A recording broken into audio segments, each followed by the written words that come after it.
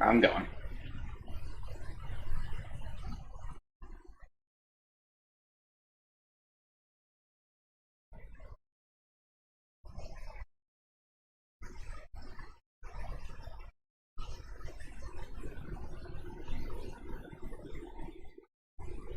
It is your choice, Wolf.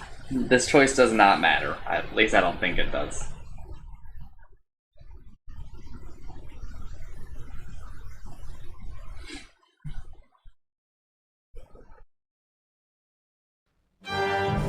You have visited the wilds of oh, it's so loud of Kakavad through Kare and the spiteful Baklands, all the way into Mompang. It's so loud.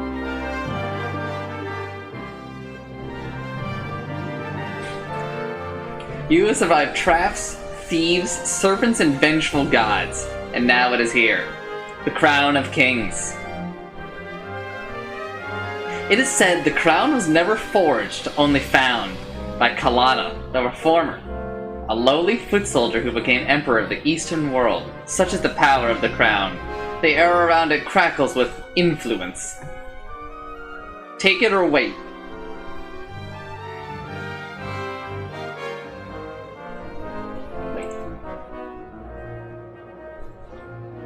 The crown sits unguarded on a pedestal of light. After so many hardships, can it really be so simple? Or is this yet another deception? Sure enough, as soon as you think it, the image of the crown begins to flicker. You turn about to see something approaching. It's a trap! And startle yourself awake. You are alone, exhausted, in the little hut in the outpost settlement. Your unimaginable journey is not even a single step begun. Inkle presents.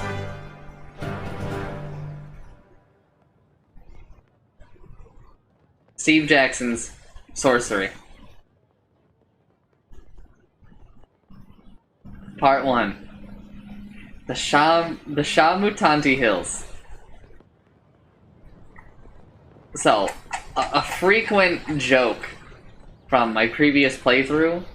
So the way that, like, you move, right? Oh, we'll do that in a moment. It is sunrise. You dress, breakfast on bread and goat's milk, and collect the pack and sword from beside your bed. Test the blade. You pause to test the blade against your thumb. The blacksmith has done well. The edge is keen and draws a narrow line of blood. Outside the hut, you hear the outpost settlement stirring to life. Pray for luck. Taking a moment more, you close your eyes and raise a prayer to your spirit guide. This morning, it is the form of a panther. But what will it become once your journey truly begins? A great calm descends upon you. Time to go. Time, then, to depart. You lift back up the flap of the hut and step into the early morning sunshine. So, now I can do it. A frequent joke from the previous playthrough is that, so you can, like, draw the line. You get to, like, draw your path, right? But also the game lets you do stuff like this.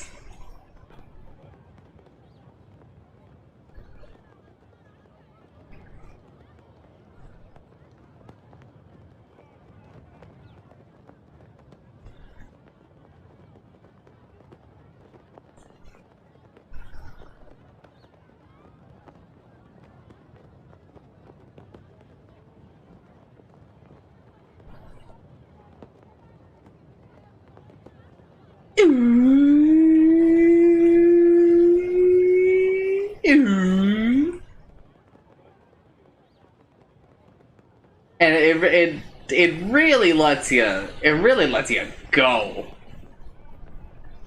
I did a short one here, but I have several times filled the entire map with the path.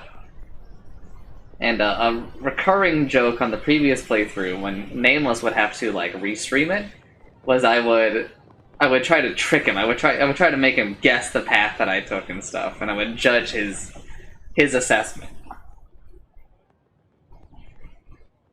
Eyes follow you as you leave the hut and walk across the entire world to travel 3 tents down. The villagers are confused. And walk towards the great Shamutanti wall. The frontiers people of this tiny settlement are well aware of your mission. Greet them. You turn to them and bow. Some smile in reply, but are too afraid to approach. Others make gestures of protection. You are going beyond the wall, so they believe you to be cursed. A man is waiting on the path to the Gantopani gate, in the final doorway between Analand and the wild of Kakabad. You recognize the sergeant of the Sight Master Warriors. He holds out his hand. Greetings, Sergeant, or get out of my way. It's greetings, Sergeant. There's no reason to be a dick. Greetings, Sergeant. He touches his forehead with 2 fingers. You are almost ready, he says. I have for you a gift from the king. 24 gold pieces. It is all we can spare this time. He holds out a pouch. Take it. Take half. Refuse it. I think we should take half. I think last time I just straight up refused it.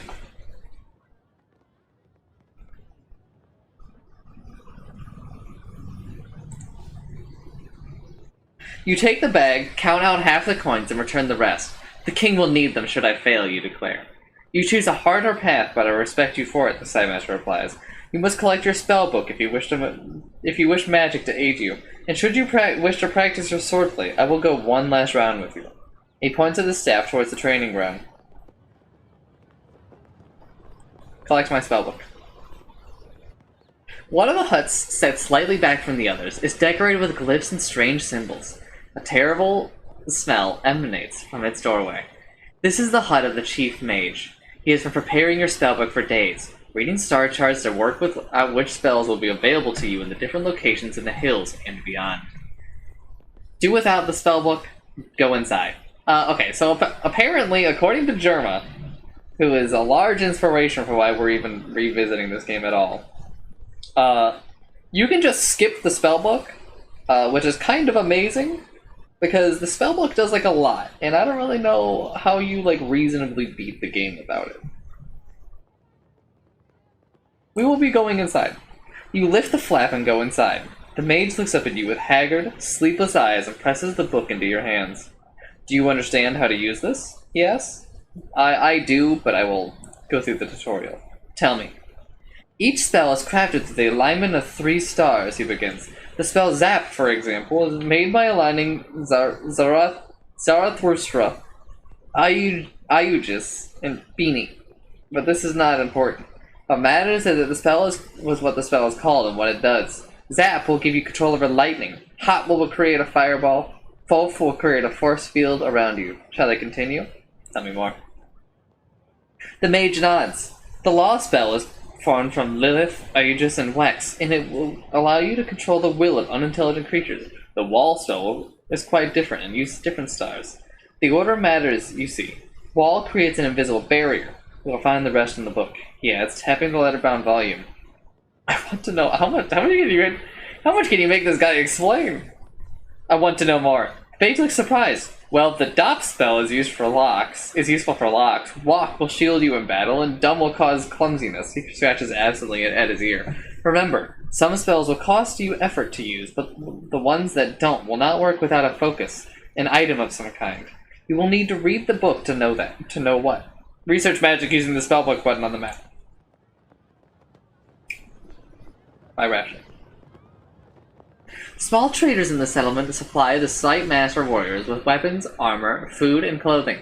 You go over with the sergeant to a stall selling flat breads and cheese. 2 gold pieces per ration, the owner says.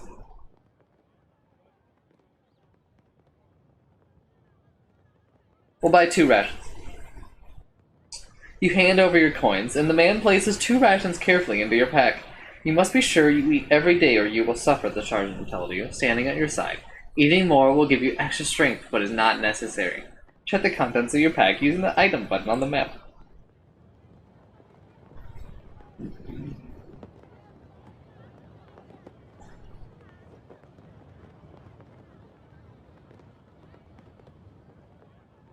You walk with the sergeant to the training ground, and he wraps the base of his staff in leather. To begin, the sergeant says, we will practice the stances. First, defend yourself against me. Choose your attack power by dragging your character sideways to defend to stay fully left. Okay, so here's how the combat kind of works. You have like an attack meter over here, and so does your opponent. And you can invest more, but it will cost you like more of your stamina. Your stamina is your health as well, right? So here, if you do 0 and defend, and they attack, it will always take 1 damage. So if they send their full bar, and you defend, you're only going to take 1 damage. The Sightmaster is a powerful enemy. By defending, you will receive the minimum damage from any attack he makes. The Sightmaster the Sergeant defends himself as well. The round is a stalemate. My next attack will be one of my strongest, he declares. If you can perform a full attack, you may overpower me. But otherwise, you had best defend yourself. For a strong attack, pull your character to the right. To defend, pull your character to the left. So I'm just going to defend because he said he's going to do a really strong attack. So he uses like his full bar here, right? And did 1 damage. 1 damage. You defend yourself, building up your power for next turn. The Sightmaster Sergeant attempts a strong attack, but you receive only a small amount of damage. He'll be weaker now, so his next attack will be lower. My next attack will be weak, he declares. You will be able to overpower me by playing a stronger attack, but be sure your attack is stronger. Make a strong attack by pulling your... So I'm just gonna do like a... I'm probably gonna do like a 3 here, just because I know that he's weak from his previous move. Right? He only did 0.7. You make a medium attack, overpowering the Sightmaster Sergeant, who tries a low, careful attack. Overpowering a weak attack is easy, so you did well to win without using too much power. See, I didn't use too much power, so I can still use a lot on this one. My next attack will be low, says the Sergeant. You can overpower him by dragging your character to the right. Okay. We'll just do another 3.3. See, but only the person who does more does anything, right? So if I do 3.1 and he does 3.2, I did nothing. He gets to do like his full attack to me. You perform a medium play, overpowering the Sightmaster Sergeant again. He bows. You have finished me. Excellent. 1 stamina lost. Skilled swordplay. You seem to remember the basics. The Sergeant says breathlessly, Good. Another round? Enough training. You shake your head. Very good, the Sergeant agrees. But if you wish a bout in earnest, then I warn you, I will not go easy on you. He indicates the wider yard where there is space for a true match. Sure, I don't think I actually did this. You head over to the yard to practice a bout of real fighting. The Sergeant removes the cloth padding from the base of his staff. Unsheathe thy sword. This time I will not tell you my intentions, he says. You will have to read them for yourself. Be ready. Let's defend. That was good. He did a big attack. The Sightmaster smiles at you, taps the ground with his long staff, and readies his stance. You drop into a defensive crouch immediately. The Sightmaster is not to be trifled with. The Sightmaster Sergeant comes in with his strongest, most forceful attack. Also, this will tell you, I think, their previous move. So I know he did like a pretty big move there. I'm gonna... Whoa! In the next moment, the Sightmaster Sergeant is charging for you. Your own stroke is overpowered as his blow lands with a punishing weight. You double over, almost vomiting. The impact of his hit is hard and sends you tumbling across the dirt. From the sidelines, the people of the settlement watch with a gathering despair. His eyes follow your shoulders. He is probably about to defend himself. You realize a strong hit would be wasteful now. Alright, well, if he's about to defend, then we'll just do a weak one. Time to attack. You sting him with your blade, low and fast, saving your energy. I'll wear you out, you declare. His own weapon is raised in defense. He smiles. He is left breathless but not seriously hurt.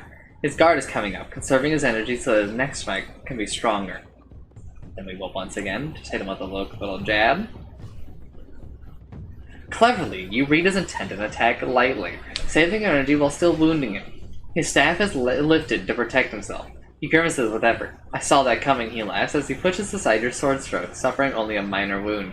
He alters his grip to hold his staff more loosely. He seems to be preparing a simple jab, a chance to overpower him, perhaps?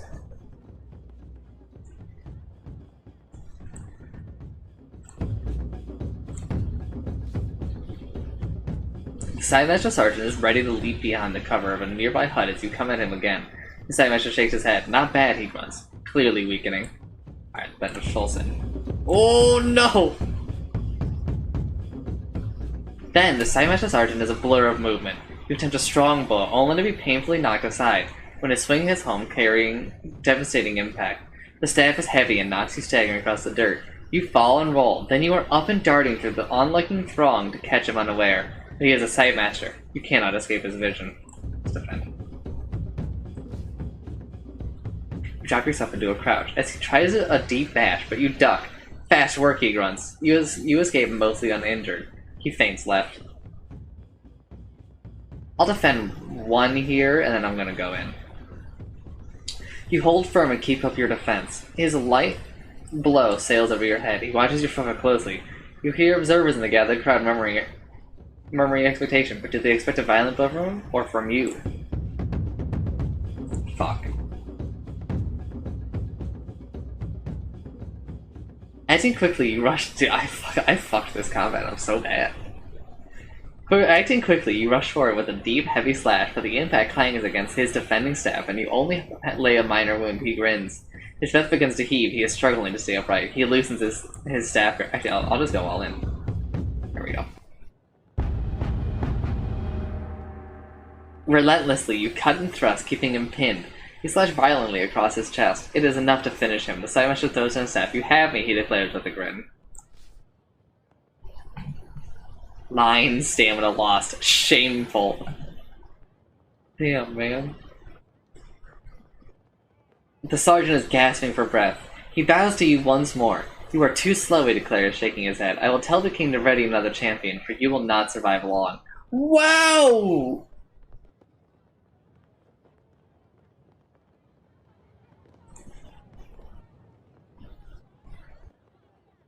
What the fuck?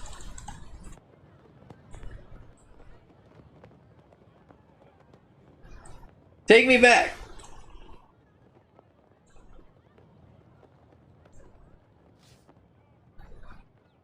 Do a little practicing.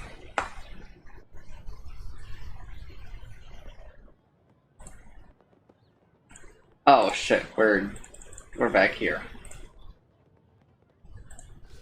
Yeah. Let the weak attack.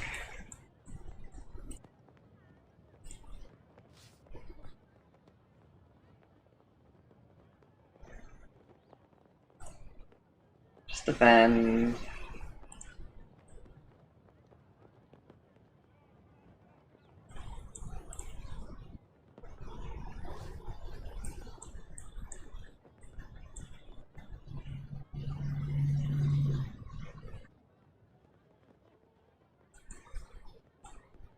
Yeah, I couldn't have beaten it. Fucked it up a little.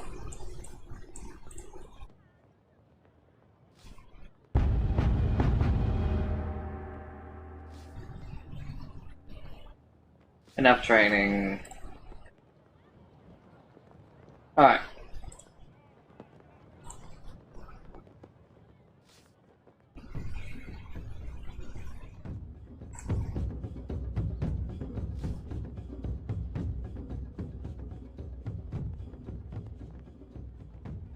I'll defend again. He should be at least a little tired. But we won't fall for it again.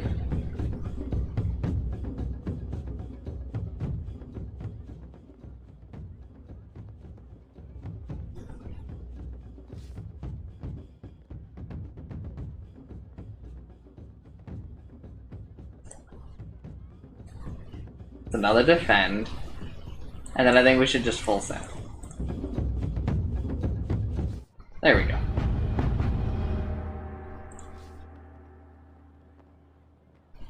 Sergeant's gasping for breath. He bows to you once more. Very good, he nods, though you will need to protect yourself better out there. As he talks, a nearby healer runs over to him. You reach the foot of the mighty gate. It is sealed. The sergeant places one hand on the wood. The gate has been locked for some time to deter raiders, he tells you. But you will have no difficulty. The stars in this place allow the DOP spell to be crafted. And he stands back.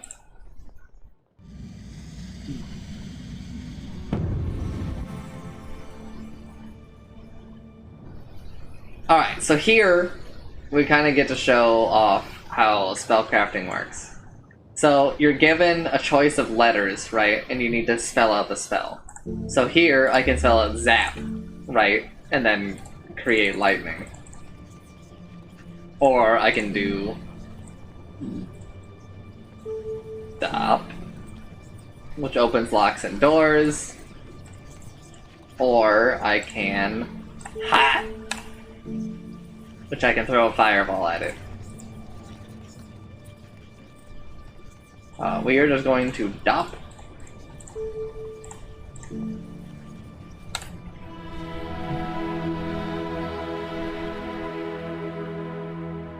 You weave the spell. One by one, the great tumblers of the door begin to creak and groan. Then the hinges turn with a noise like hail on a canvas roof. These gates have not opened since our last champion was lost, the sergeant says. I wish you more luck than he. Perhaps you will even meet him on your travels. I fear he is dead. If I overtake him, then he is too slow. That does not concern me.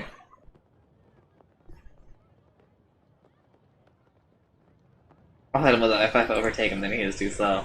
Scymaster nods, peering at something on the horizon. I believe he is returning, but transformed. I hope you do not meet the same fate. He claps you on the shoulder. The scenic route. Together, you step into the shadow of the wall. One last word he declares. When you have the crown, find the highest point you can find. We will be watching. Watching from where? From here. The Scymaster warriors are selected from birth for their incredible powers of telescopic vision. You cannot help but wonder how far he can see. Tell me what lies ahead. This path leads to Cantopani, a settlement of traders, though most are rogues and thieves. You should be there before the sun has reached its peak. From there, 3 routes lead on to Kristatani. But no single route is safe. Kakabad is a land of devils. Goodbye, Blade Wolf Katana. And I'm glad that you enjoyed it. And beyond, Corre? Thank you, thank you. Enough talking. Let's go with and beyond, Corre. I cannot see so far, he says, but once you have crossed the city port of traps, you will enter the Baklands. They say that day and night there are controlled by forces other than the sun. And from Corre, too, progress will be watched. It is time to go. You thank him. You pass through the gate. The faces of the folk watching your departure reveal the hopes that rest on you and your quest. The early morning air is crisp, and the rising sun paints the slopes in shades of peaceful beauty, concealing the evil that lies ahead. Into Kakabad. The path winds through slopes of wild scrubland. The countryside is deserted, and the eerie silence is broken only by the cawing of the occasional crow. There is a spell for hearing what they say, but you do not have the equipment it requires. The bird appears to pause in the air to examine you as they pass. They make you uneasy, as if you were an intruder in their presence. Keep walking. Barely an hour beyond the wall, and the air begins to grow foul. The Shamutanti Hills are infested with the pestilence of the Baklands. It saps the energy from your body, leaving you feeling nauseous and weak.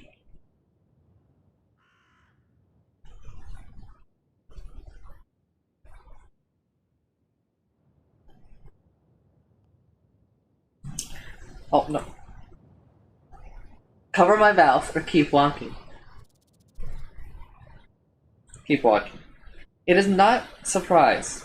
They warned you of this. You will grow accustomed to it the longer you are out here. But for the moment, you must be very careful. Your maximum stamina just decreased. You can see your stamina at the top of the screen. If this reaches 0, you'll be too tired to carry on. Stamina can be regained up to the maximum by eating rations or resting.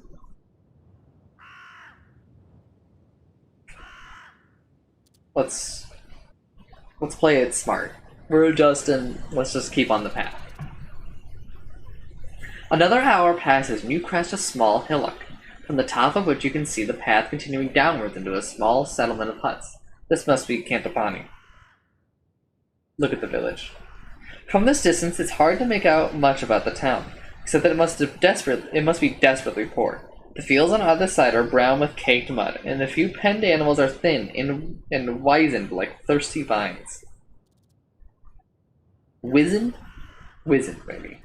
No wonder the Scymaster warriors don't trouble themselves to protect this place. There's nothing here to protect.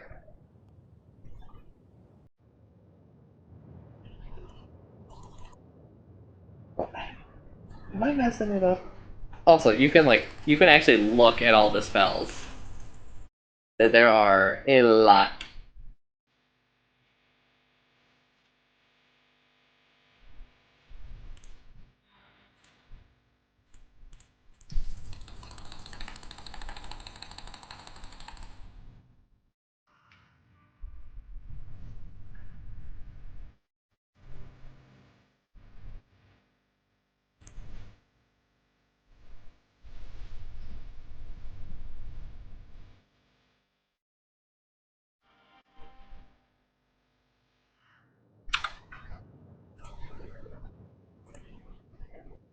We can check our items as well.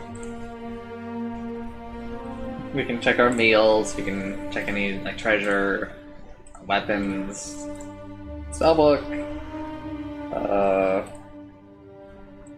I thought we could get a description of our god or whatever. We're not going to avoid the village.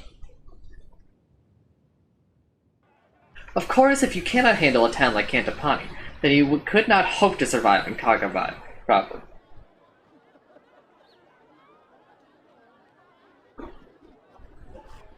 Follow the path down into town. The round huts are made of a hard-baked, bright clay, and the roofs are thinly thatched. As you pass, eyes appear at dark doorways tracking your every move. For a moment, you think they will allow you to pass unchallenged. But then, a villager appears from one of the dwellings and blocks your path. Look at him, threaten him, push him out of the way, cast a spell. What the fuck is he? Just talk to him. I want to see what spells you can cast. Law. Damn. Control non-intelligent creature. We could sap. We could make him depressed. We already don't tell me I can zap him. What the fuck?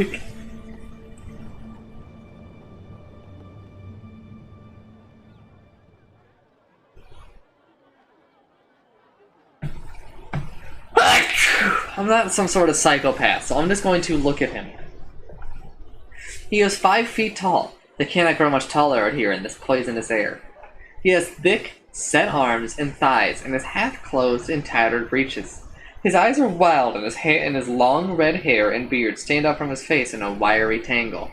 Halt, stranger, he commands. What business have you in Cantopani? I want to buy equipment.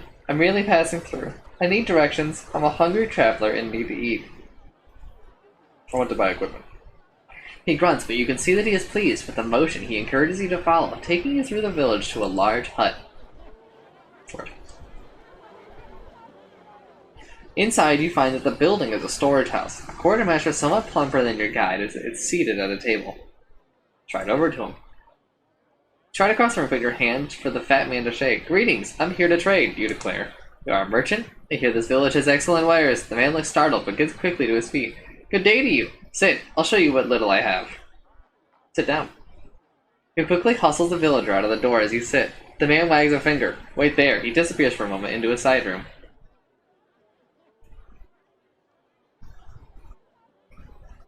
Wait or search the room. Search the room.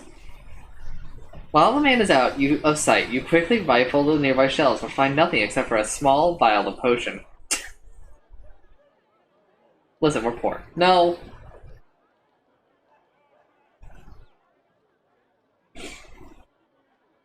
Listen, I already know what it is. We'll take it, though. You pick up the vial. It is quite full and stoppered by an old cork, but there is no label to indicate what it might be. Smell it. You slip back the stopper and take a cautious sniff.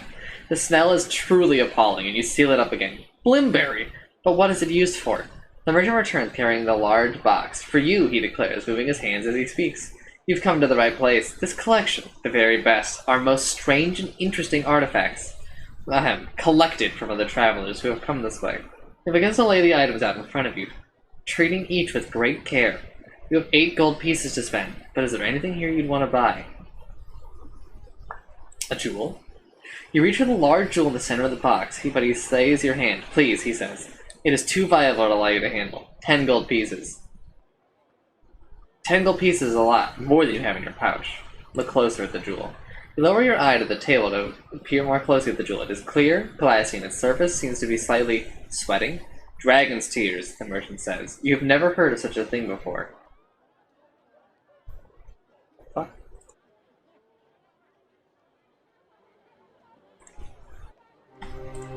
Alright, let's look through all the spells.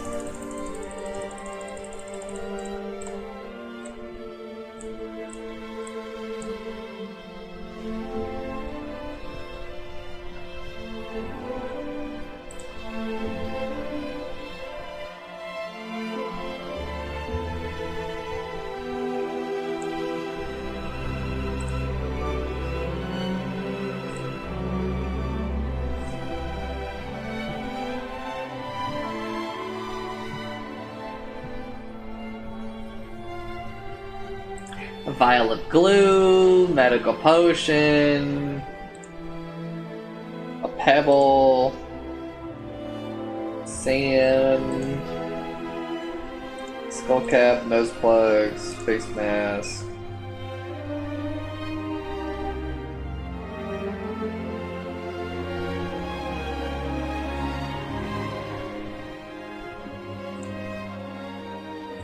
Stone dust, yellow powder.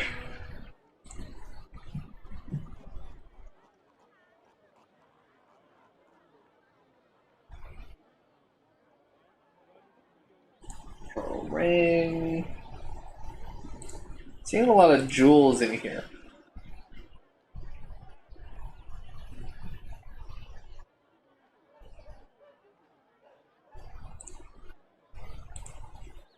Alright, neat. Don't buy it. No, I will not take it. The merchant nods. Very wise, I'm sure. He replies and puts the jewel carefully away. Please, merchant says. Anything else? Something else today? You still have 8 gold pieces to spend. A weapon. Merchant looks at you, carefully sizing what kind of customer you are. The kind to place a newly bought dagger against his neck, or the kind to tip him for the quality of the blade. But he must see your honor shining through as he wags his finger once more, and then collects an axe and a fine broadsword from another corner of the shop. These are both treasures as well as deadly weapons of war. I'm sure you will agree. Look at the broadsword. Lift the broadsword. It has a ready weight, and the cutting edge is sharp. It has clearly been honed by a master craftsman. An exquisite blade, don't you think? The merchant grins. Only 7 gold pieces. Too much. You replace the broadsword on the table. It is not the blade for me, you explain. Something else then, the merchant says. The axe? You lift the axe from the table. The head is carved with symbols in a familiar language, but the quality of the shaft and head indicated that it was well used and it may not last many more battles. 7 gold pieces, declares the merchant.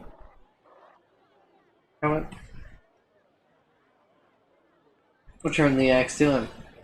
Please, the merchant said. Keep looking. Take your time. Musical pipe. 3 gold pieces, the merchant says. I can't promise you that it has any magic, but it may well cheer you up at night. Play it. You place the pipe into your lips and blow a few clear, sweet notes. The merchant nods. It's a well-made little thing, don't you agree? By the pipe. We're kind of poor, so my options here are a little limited.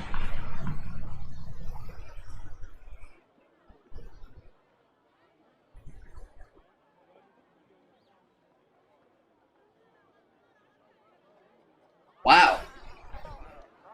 Okay.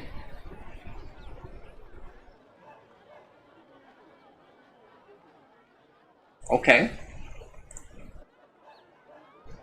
I didn't think that that would end the conversation, but okay.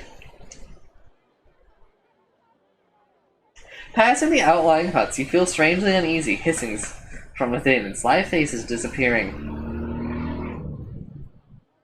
from doorways make you feel decidedly unwelcome. Then at the edge of town, you pass a large boulder, and at least 2 rough-cut villagers spring out with swords drawn. Bandits. 2 against 1, the first declares. You're lost, calls the other, so hand over your things. Come on. Reason with them. I don't want any trouble. The first bandit edges forward, his sword tickling at your chest. Running you through? No trouble at all. The pack. Defend myself.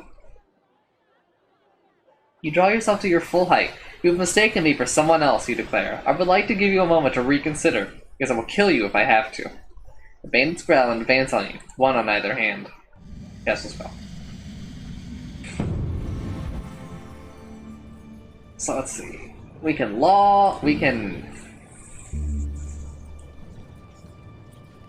fall? No? Okay. F. Oh.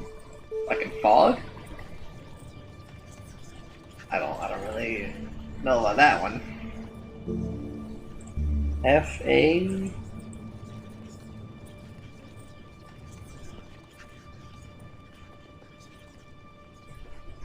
I guess not. I know I can jig here, but I'm gonna try law. 3 stamina. Never mind. We're gonna jig.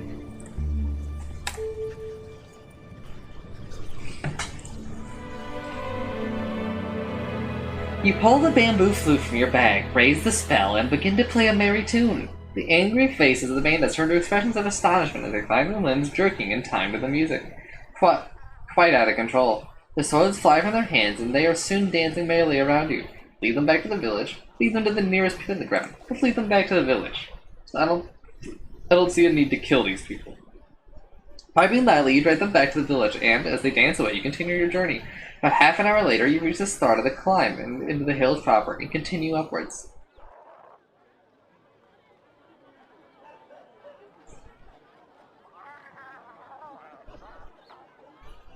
Leaving Cantopani behind marks the true start of the wilderness. Beyond that tiny outpost, there are scattered homesteads and Carre, a thriving city port, but all are touched by cruelty, isolation, and fear. The Bachlands and the long shadow cast by Man-Pang Fortress darken everything. And with the crown gone, with the crown stolen, things can only grow worse. In the long years since Kalana, the reformer, founded the Alliance, the crown has been passed from kingdom to kingdom every 4 years, ensuring each one has had its turn to lead, but no more. Ruddlestone, Lendoland, Galancheria, and Bryce have all enjoyed its power, but not Anland. But when the crown came to Analand, it was stolen by Birdman from Zana, and carried off to Mampang with the crown. The Archmage will be unstoppably powerful. There is no chance of sending an army against them. A military force would not survive the journey. So here you are, a lone hero, walking the long path to Mampang alone. 5 minutes later, you reach a fork in the road. The sergeant, for all his eyesight, hadn't mentioned this.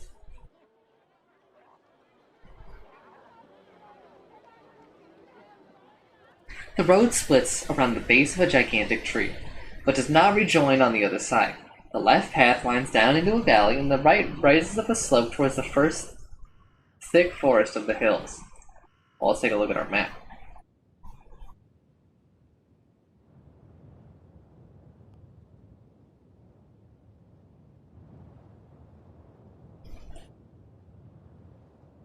Well, there's like nothing labeled over here, and over here there are some vines. So, let's go towards the place that has anything labeled. Look right. It's hard to see much further uphill. The forest is sudden and thick, and the path narrow. It may be hard going in that direction, but the hills will involve a lot of climbing eventually. You may get a decent view of the next leg from the top of the ridge. You pause to consider the lower route. There is a river there. The path follows the left bank. It is a safer route, secluded and protected. But the curve of the landscape would mean you were almost backtracking. You are about to make your choice when you hear a faint cry from somewhere close at hand.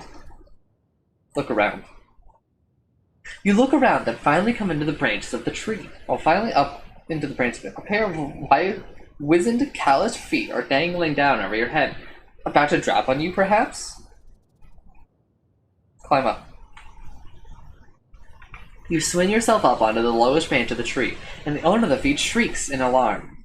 You see it as an old man, dressed in rags and as thin as bone. Oi! He calls, trying to retreat along the branch. What do you want? A few branches above him, you notice a buzzing beehive. Ignore the man and climb for the hive. Help the man down. What are you hiding from? What are you hiding from? How the old man got up the tree is a puzzle. He must have been escaping someone fearsome to climb up so high. What are you hiding from, you cry? Damned Elvins, he replies. I were traveling from Dumbus to the outpost settlement in Analan, but I were waylaid by Elvins, robbed me blind, all but took my eyes, and left me up the tree. I kept getting older, you see. We all do, but some worse than others. Climbed up, but now I'm too old to get down. Help him out of the tree. You reach up and grab the old man by the waist. He is as light as a leaf, and within a moment you have lifted him to the ground. Thanks for that.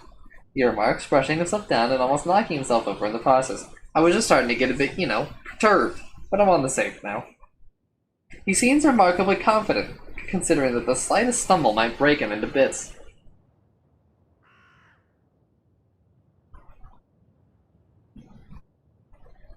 What will you do now? You ask. Keep going for Annalyn, he says. That's where I set off from. Well, back now. You wouldn't believe the story if I told you, suffice to say. Though, if I know my eyes from my eyes, you're heading out the man pain. You'd better be smarter than I was. And here, he presses a page in your hand. It is a page from a spellbook. This might be of some use to you. I found this, just found it, mind it. And don't go asking how, but it's no good to me anymore. Take it. You take the page and thank him. Climb up to the hive. Leaving the old man sighing with gratitude on the ground, you climb higher through the branches of the tall tree. Beehive. The beehive hangs like a ripe fruit from the very highest branch. A huge number of bees dance in and out in a swarm. Who's magic? Cast a spell.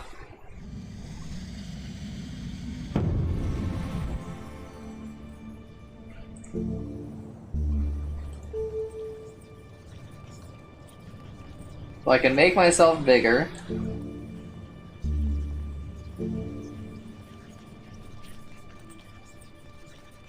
I could potentially float. I know I can law.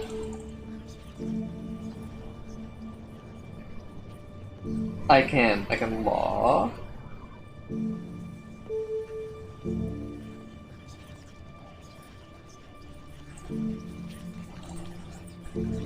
I can make them sleep.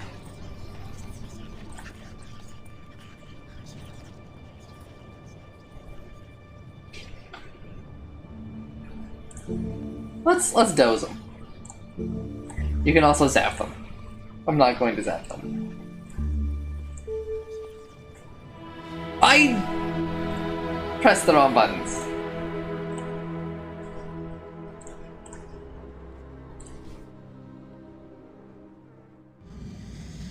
I'm going to try not to rewind, but I like literally just pressed the wrong buttons. Because I said I wanted to dose. There we go. Doze! You cast a spell over the bees, slowing their buzzing wings. The effect is unexpected. The bees begin to fall out of the sky. It seems that without buzzing at high speed, they cannot stay afloat. The spell has also affected the old man. He begins to snore right where he is. With the swarm cleared, you are able to climb the tree and open the hive. There is a succulent honeycomb and a nice ball of beeswax. You stash your finds in your pack. The light is fading. It's time to move on. Oh, the man cries, suddenly waking up once more. Do you want to hear me riddle? I heard it from the Elvins. Hear him out. You gesture with a hand for him to speak. See him, though he sees you not. A stinging beast in a box not left. To guard a key, it is his lot. To goal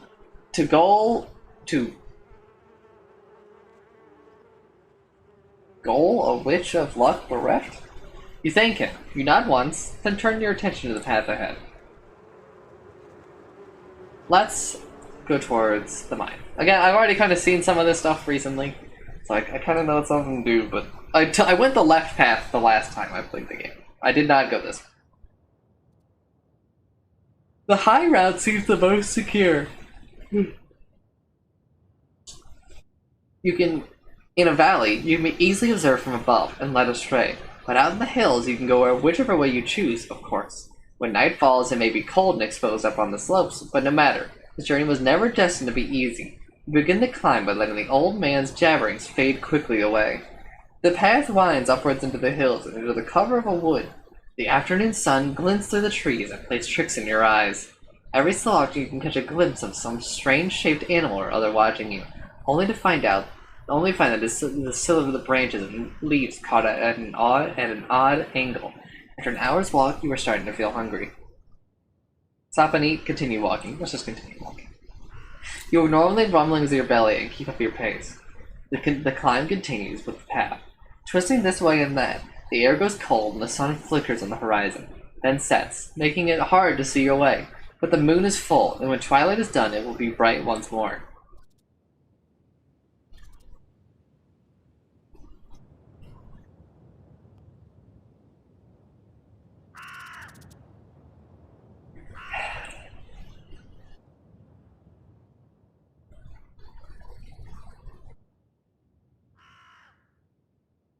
It's hard to see.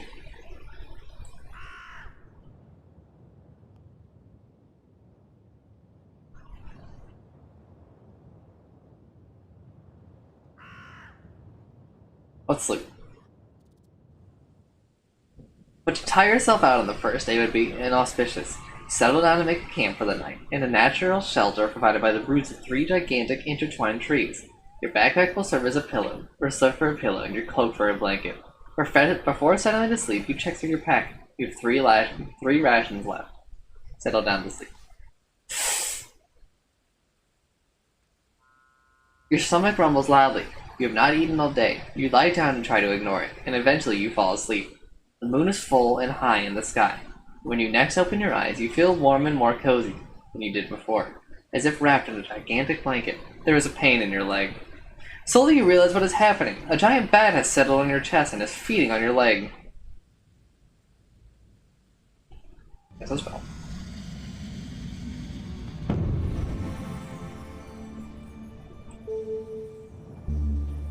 Okay. Okay, well, I don't think that's going to be too helpful. It's just a bat, as far as I'm aware.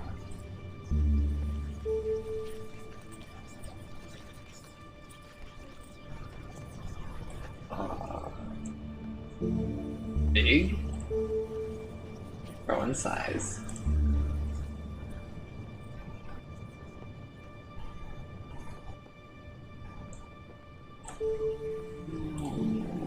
Law? Yeah, well, that's 3 stamina.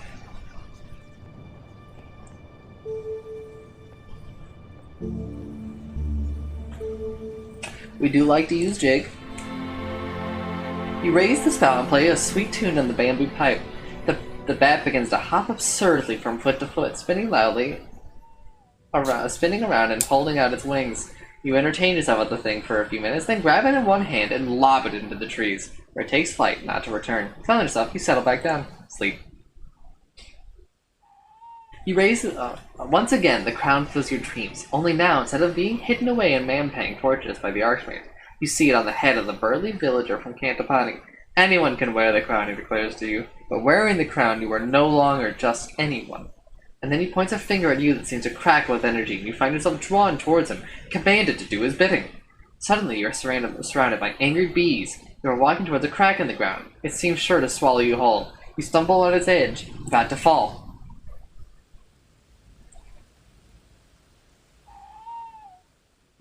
The second day of your journey begins, and in the morning cool. Still halfway between sleeping and waking, you feel the presence of your spirit, the ape. Close nearby, its form has changed since you left Analand, just as you have changed. But it is still walking beside you. In the temple, they taught you to that a prayer to your spirit could heal disease, lift curses, even save you from certain death. But the spirits are not generous and decline to help often. You can ask for the spirit's aid using the pray button. Your spirit is the ape, a strong beast, intelligent and prudent. It takes great pride in acting faithfully, to be depended upon. A prayer to your spirit will heal you, but after a prayer, the spirit will not hear you again for some time.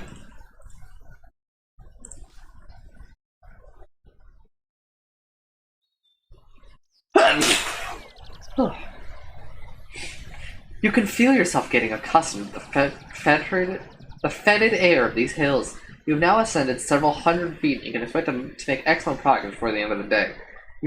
As you crest the brow of a hill, you see something that makes you stop in your tracks. To your left is a clearing. In the clearing are several poles, planted firmly in the ground, and atop each pole is a head. Look at the heads. The heads are of all kinds and ages. Some are recently fixed, while others have decayed, and some are nothing but skulls and hair. There are human heads, goblin heads, and one or two heads of creatures you do not recognize. All have sewn-up eyes and mouths. A large X painted on a rock nearby is obviously intended as a warning not to venture any further. But ahead, the road forks left and right, and you cannot be sure which path you are warned not to take. The right path continues to climb, and the left path winds down the side of the hill. Let's go towards the mine, please. The climb continues up the next hill for several hours until you are not far from the top. Then the faint sound of bustling activity reaches you. Trampling feet, grunting voices, and the clanking of metal against rock. There is something ahead, hidden by the ancient trees that line these slopes. One moment.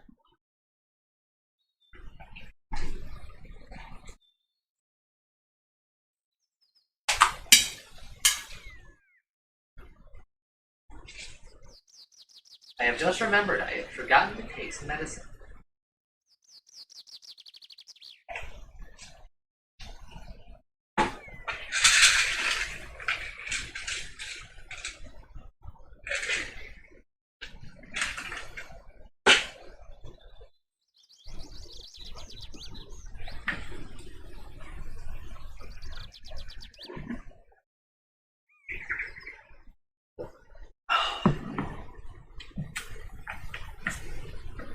Alright.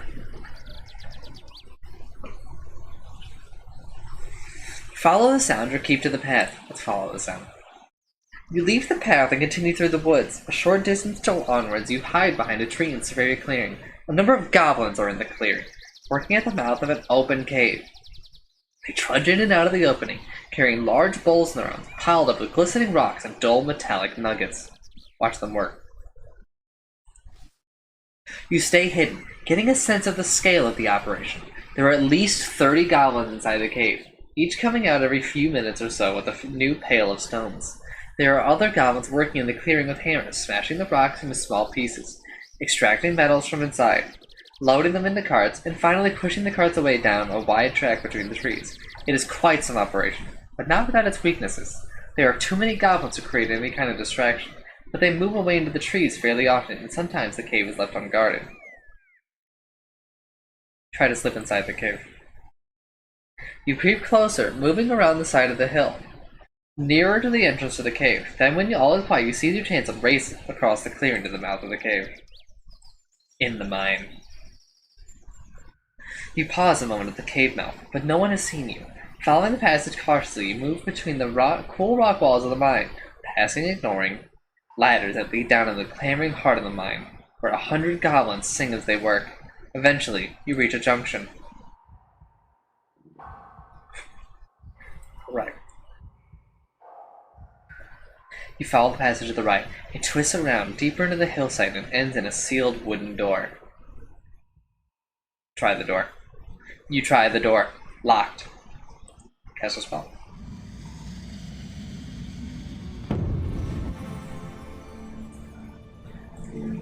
Alright, so we can stop. What else can we do? Force field. Dud.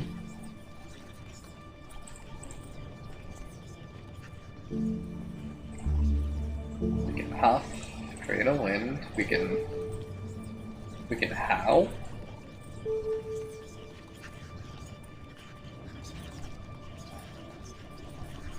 Let's howl.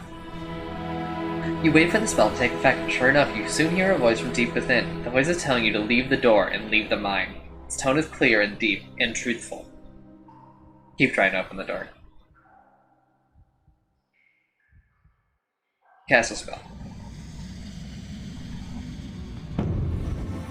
So now I know that we're probably about to fight. But I will still just kind of dop, I think.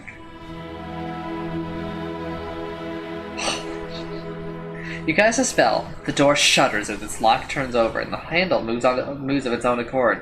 On your guard, you watch as it swings open. The room beyond is huge and appears to be a storeroom of some kind. In one corner is a pile of black rocks, and more rocks are held in a bucket nearby. These flicker with a dull, glistening light. But most intriguing of all is what stands in the center of the space, a mechanical apparatus, perhaps a press or a stone cutter, being operated by a large and powerful ogre. He does not, for the moment, seem to have noticed you. Watch him work. Certain he has not noticed you. Your sudden arrival in the room, you stay in the shadow and notice and watch as the ogre goes about his task. He's dropping stones from the black pile into one end of the machine, and turning a heavy handle, crunching the rock. Something is coming out on the other end. See what you need to approach him, and as he is between you and the outlet of the machine. Approach the ogre. Boldly, you step out of the doorway and into the spell in the pool of candlelight that fills the room. The ogre stops working immediately and turns to face you, growling incomprehensibly like the slug he is. You will not be able to reason with him. Cast the spell.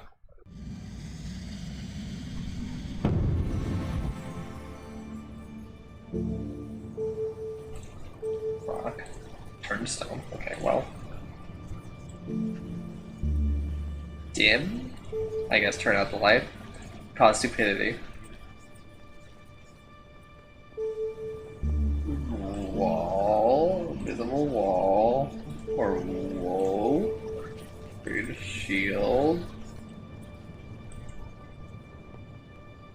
Oh. It's not nothing for K.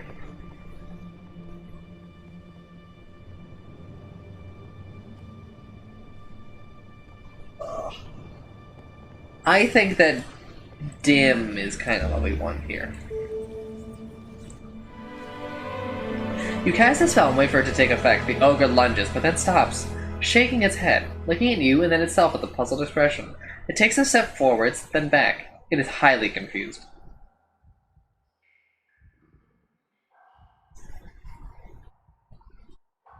I want everything. I want it all, baby. That should even the odds a little. You cast a spell for it to take up a... Yeah.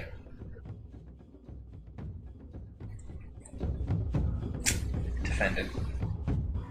The ogre stomps towards you, stumbling and shuffling, but still huge and fearsome. It swings up its hammer, almost throwing it right at you. You try to seize the advantage with a deep lunge at the creature's heart. It raises its hammer again, so large it could just as well be hiding behind a rock. Cautious but angry, it stomps the dust with one heel, growling. Block.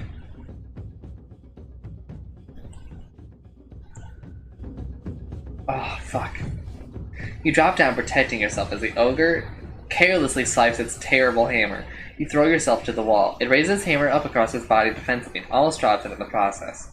Stealing your courage, you move in, aiming to trap the ogre against the cave wall. Moving swiftly, you aim for its heart. It blocks your blow with its hammer. It is left breathless, but otherwise unharmed. Its deep-set, stupid eyes are watching you closely, not wanting to take a risk.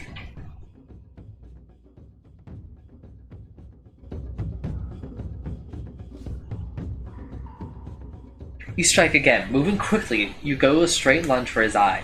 The ogre stumbles away as though not seeing the blow would stop it landing. But then you see its hide is like tough leather, and you can barely scratch it. The ogre stumbles, suddenly crashing the machine, which almost buckles under the weight. It sniffs the air.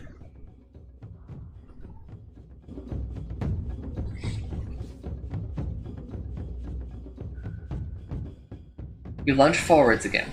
Moving efficiently, you thrust for his chest. The ogre steps awkwardly aside. The ogre howls in rage and fear. It is a dumb creature, and I can't understand what is happening to it.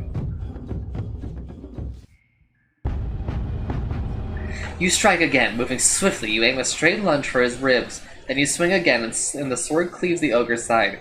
He gurgles unhappily as he slumps to the floor. You breathe a sigh of relief. You are still alive! One stamina lost. Skilled swordplay. While the dying ogre heaves his last breath, you investigate the room. Try out the machine. Going over to the enormous machine, you try cranking the handle to see what happens, but you simply do not have the strength to make it happen, to make it move. Following the tubes and chutes of the machine, you discover a large gem, an emerald about the size of your fist. It should be good for trade around the value of 10 gold pieces. You place it carefully into your bag. Search the table. You look through the heaps of rocks on the table to see if any catch your eye, but they all seem fairly ordinary. Search the corners of the room. Moving to the corners of the room, you do a careful sweep. After a few minutes, you come across something soot-covered but solid. Wiping it with your tunic, you find it is a second large gem, which you take. You search the room thoroughly. Now it is time to be going before someone comes to find the ogre. You head back to the fork of the passage. The sunlight from outside is very tempting.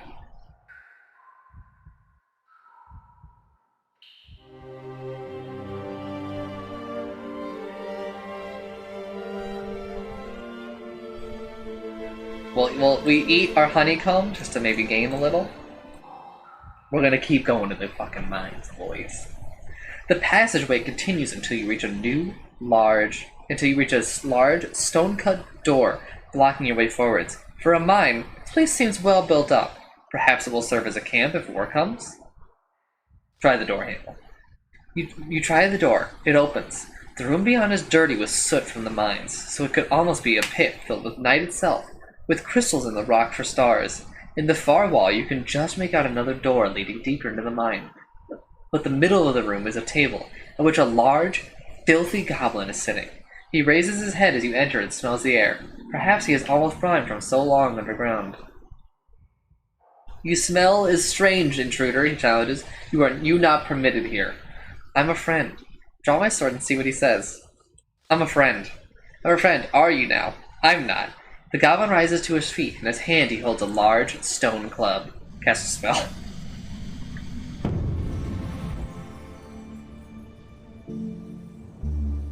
Tell. Reads minds. Raz. Sharpened blade. Let me guess. Zap. L? No, that's not L, it's a Z.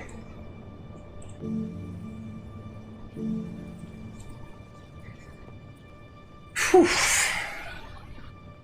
Let's see.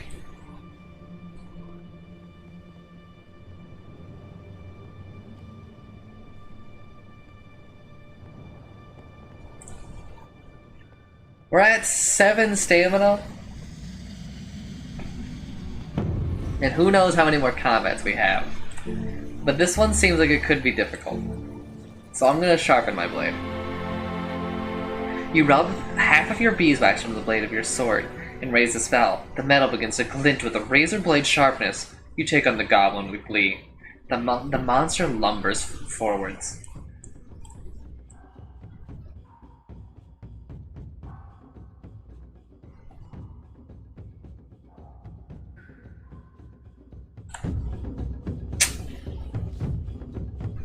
The goblin beats its clubs into its open palm and paces towards you. You try to seize the advantage with a deep lunge with your vicious blade for his heart. He raises his club defensively, but your blade cuts through. He is left breathless and stunned. He growls at you. You attempt an attack and suffer for it. The goblin raises its hefty club and brings it crushing down on you. Your sword swings wide as the blow strikes home. "When you're dead, I'll toss you into the lowest mine for the grub," spits the goblin. His narrow eyes are watching you closely, not wanting to take a risk. I'll defend 1.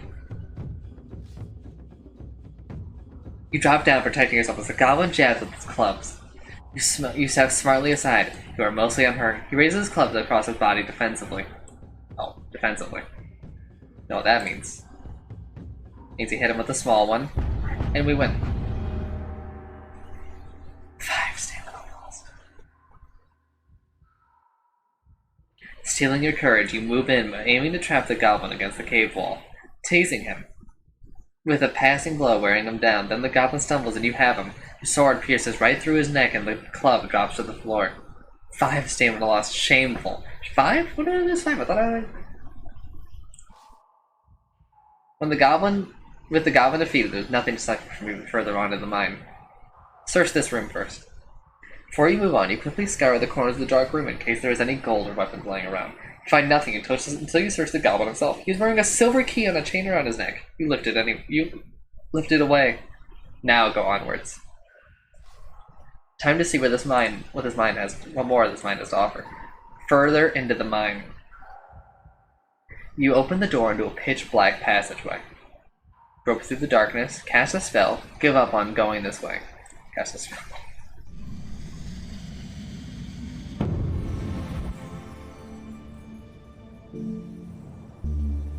Up.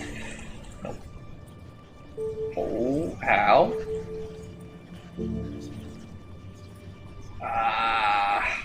That fight kind of fucked us. What? How much? Let's see how much I get for eating this ration. 1? We're rewinding.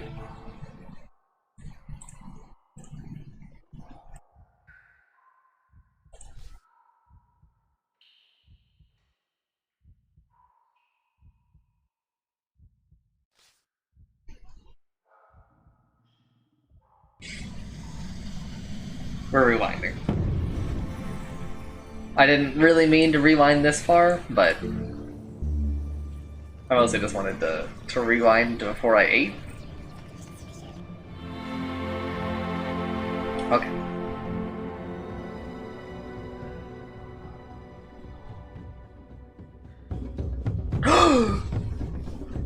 You piece. Well, he's gotta be tired after that one. Defensively.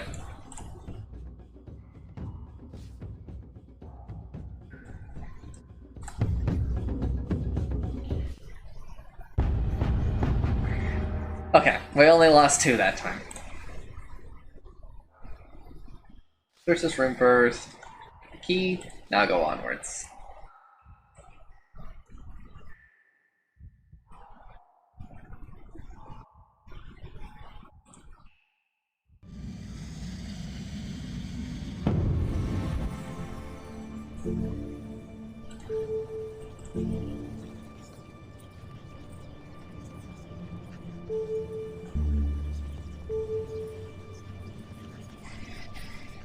You know what? Grope through the darkness.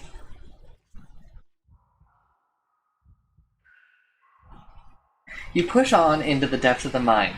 Dust falls from the low ceiling, and your hand moves over the precarious wooden beams that hold the walls from crumbling in. Then you stumble, foot catching a support. The support cracks. A piece of rock the size of your head tumbles through a gap in the ceiling, narrowly missing your skull. A rain of stone and dust follows. The ceiling is coming apart. Turn and run for the door. Push on ahead to avoid the falling rocks. Push on ahead. You are gripped by an insane idea. Racing into the darkness of an unknown mine as the only exit is sealed off behind you? Do it.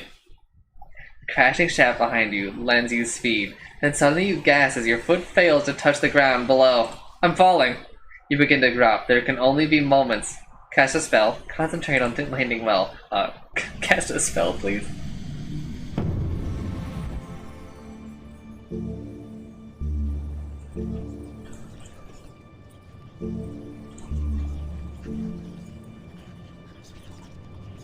Alright, I like, that one sounds good. Yeah, let's just do, what was it, fall? You cast the spell, and your fall is broken instantly. You float gently to the ground below, landing softly on your knees.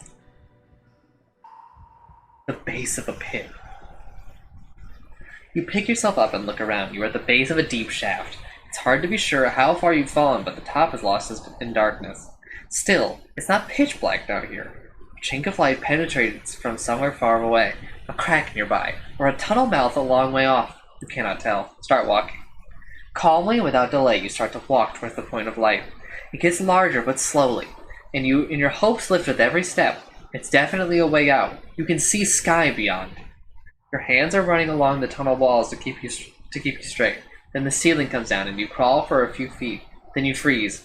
Your hand is resting on something furry. Grasp it. You reach out with a thinking that whatever it is at least small. Your grip closes on the thing. It's not warm. That's a good thing. And it squashes easily, as if its bones had been turned into jelly. You pull it closer to yourself. You realize you are holding a pair of fur boots. You laugh with relief and quickly scramble the rest of the way along the tunnel to the sunlight. It's an opening.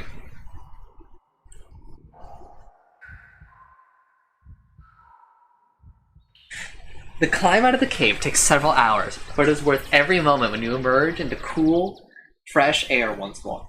You have escaped with your life. Take a moment to examine the boots. You turn the boots over in your hands. You recognize the fur. It is borin skin. They will be very useful if you head through snowy climbs. Then it is time to get moving. You set up once more, looking for a path to get your bearings in the trees. We traveled a distance. What the fuck? That was an expensive trip.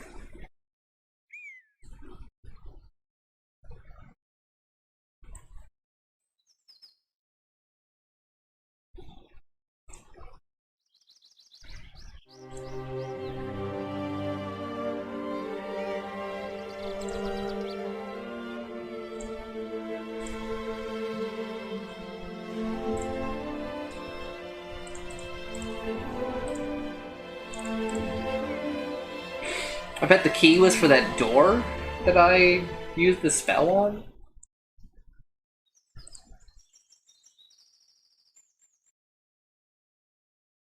The path climbs again up a low hill, covered over with thick bushes and shrubs that snag at your clothing. Halfway up, you hear a sound. Twigs breaking. Freeze. You freeze as a large creature the size of a bear emerges directly in front of you. It has a black and white fur, and a long bushy tail that trails up behind. It growls menacingly. Try to edge around it.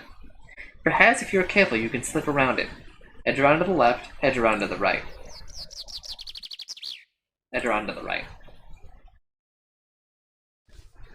You try to slip upwards towards the bushes, but clearly something about you, or what you carry, attracts the beast's attention. It has sniffed the air and then moves towards you, its sharp teeth on display. You will not be able to avoid a confrontation.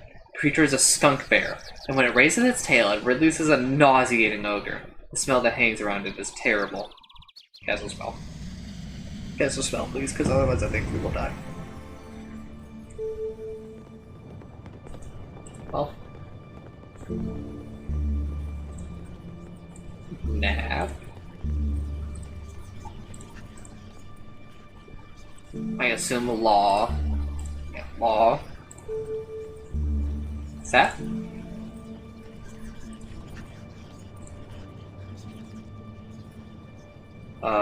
We tried K, and nap, law, sap.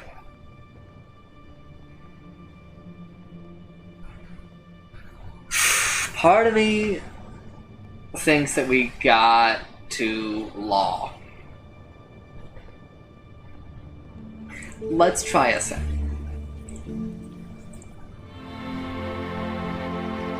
You launch the spell, and the snarl on the face of the creature turns into a glum glower. It's still coming at you, but only half-heartedly, sliding with idle claws. You draw your sword.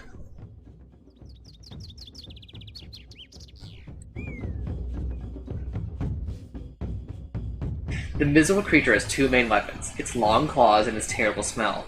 You thrust your sword out in front of you, hoping to skewer the monster, but the skunk bear doesn't want to attack. It rears up and waits, trying to stay out of reach. It beats the air with its heavy tail. What? You just told me it didn't want to attack. The skunk bear charges and leaves, and you are spared by your reflexes. You dodge behind a tree and cover your nose from the stench. It rears back, claws raised. What? I have misread the situation. I would like to go back. I keep reading these as like the present, or you know, like the what it's going to do, right? Also, what happens if you go left?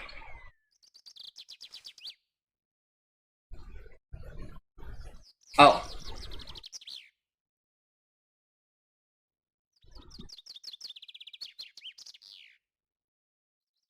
Well, we're gonna go back, because I just kind of wanted to see what happened. I assume that you would still fail. No. Rewind.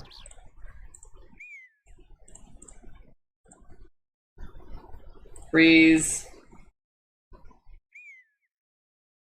Try to edge around it. Go right.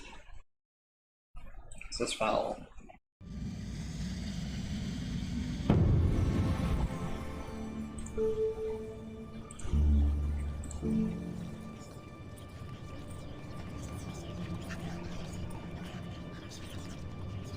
We could also clone ourselves, but I'm gonna stick with sap. No, please, sap. S-A.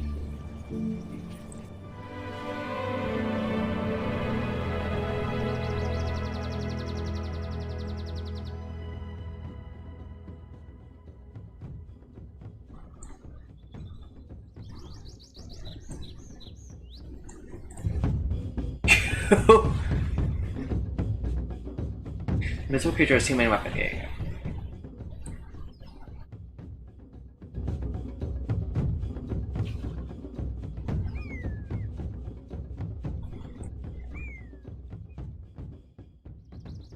I think it's going to defend. It did not. Defend? No, but this is a full send situation.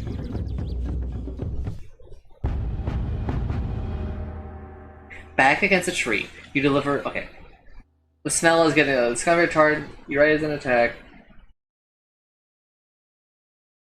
I might blow it. Its fur. Its fur is thick and with blood and scratches. It follows the air with its furry tail. The skunk bear charges and squeals, and you are spared by your reflexes. You defend yourself as best you can. You find yourself gasping for breath. The foul smell coming off the beast is the stench of the grave. It drops its weight and growls weakly. The smell is getting worse. Dropping your weight, you chop a mighty stroke against the skunk bear, slipping a light blow past its massive paws. The skunk bear emits a new, terrible odor.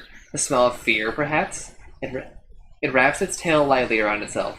Back against a tree, you deliver a mighty swing at the skunk bear. Then your sword finds a soft place in the skunk bear's body. The beast roars and tumbles to the ground, quite dead.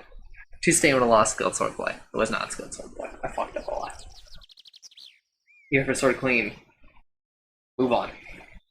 I actually was kind of hoping to loot the bear. But okay.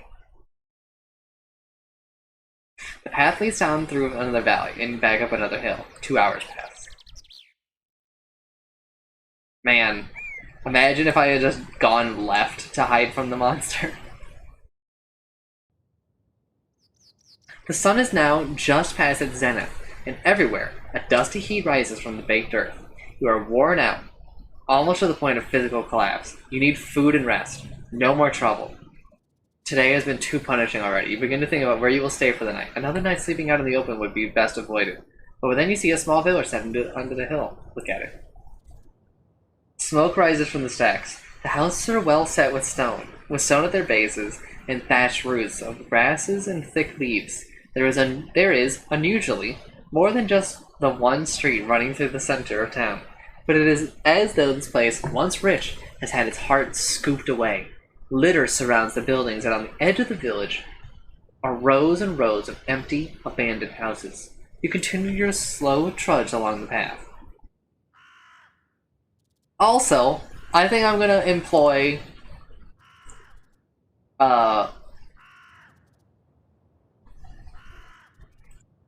like a similar thing to Germa. And that I'm really trying to limit the rewinds that I do.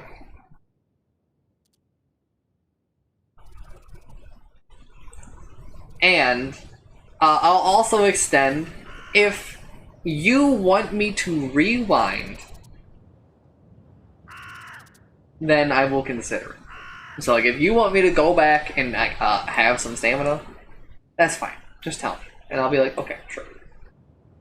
But I'm going to try to avoid doing that, except for, I don't know, like, if I say I'm going to cast a spell and then I cast a different one, that one I think is a free rewind, but, like, there, where I just kind of fucked up the combat too much that first time, where I felt like I was reading it and following the same pattern before. But, like, I don't know, there was something weird with, like, all the lines seemed only referred to the past, whereas sometimes it will, like, be like, hey, like, it seems like they're gonna be defensive next turn, and so you're like, okay, I won't waste all my energy.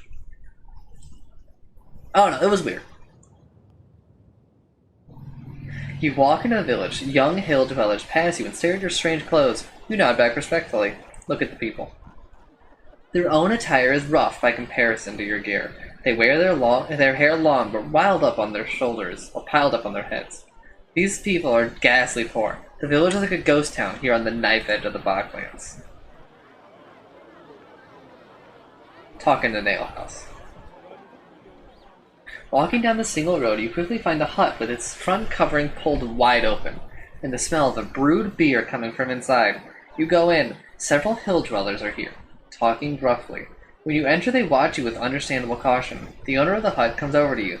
"Welcome to Cristodani," he declares. "What do you want?" Greet the owner. "An evening's rest and a drink to wet my throat," you reply. "Ale is 1 gold piece," he answers. "Please sit." You go over to the table where the hill dwellers are. You sit with the oldest man to sit with the youngest man. Sit with the oldest man. You turn your attention to the oldest man at the table. Whatever face he once had is lost in a labyrinth of wrinkles. And his skin is the color of tanned hide from a lifetime in the beating sun. "Greetings, old man." He raises his mug and salutes. "Stranger?" His face is gravely like the dusty dirt that lines the streets of his town. Where are you from? I come from Analand. It doesn't matter. Don't answer him. I come from Analand. He nods. Not many has crossed through the Cantopani Gate in either direction, if you know what I'm saying. I understand you. He grins and picks his teeth with a fingernail. They say there is war coming, something to do with the crown.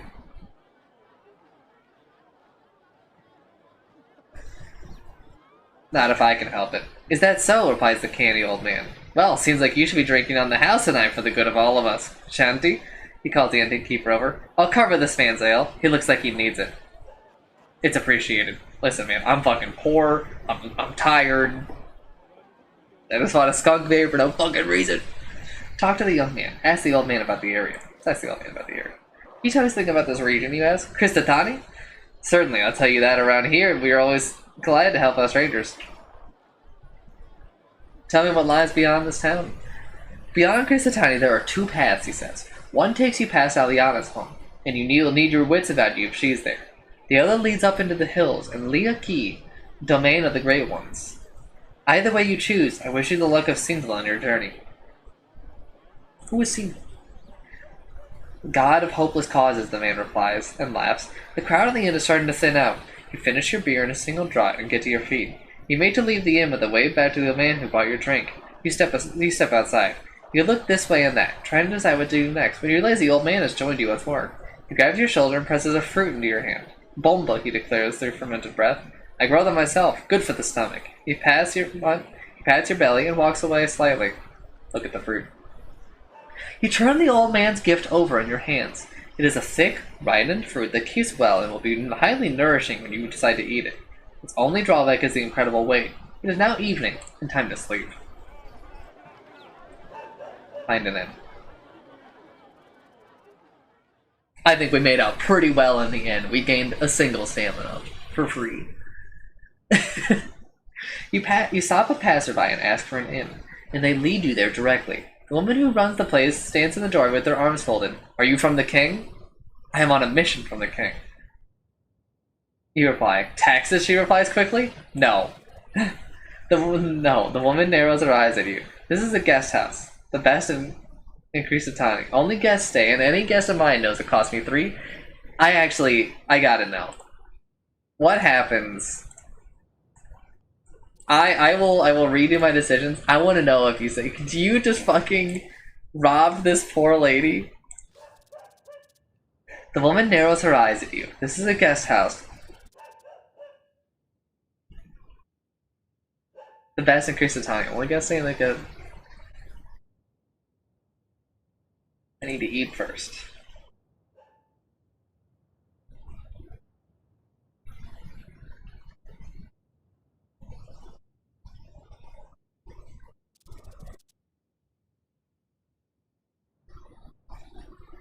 I don't have enough money. Okay, so it doesn't fucking matter. Alright, rewind.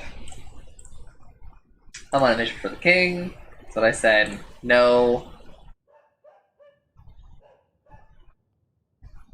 No, I will not give her an emerald for room and board.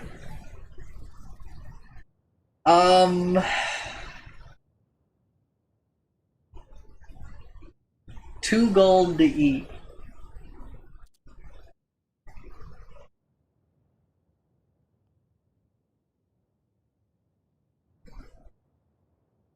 It's been a day since we last ate. We did eat the honeycomb, but I'll eat.